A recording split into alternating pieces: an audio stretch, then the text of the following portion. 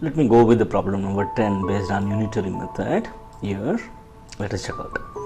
Right, a camp has a 35 days ration for 600 men, correct? So they have given 35 days ration for 600 men.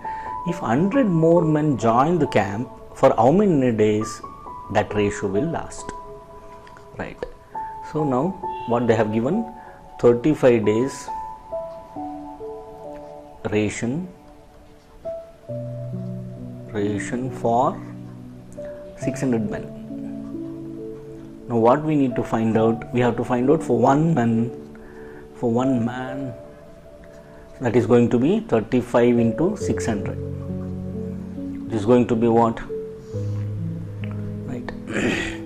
0, right, again 0, 6 5 is 30, 3 carry, 6 3 is 18 plus 3, 21,000 days.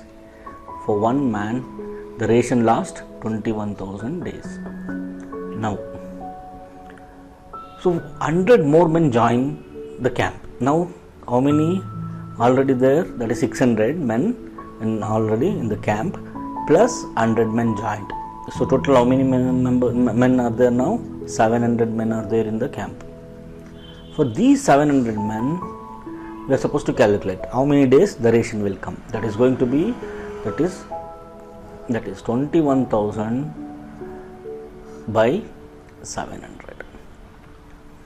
So 2 zeros cancel, 7 ones are 7, that is this will become 210 by 7, which is going to be 7 ones are 7 threes are 30.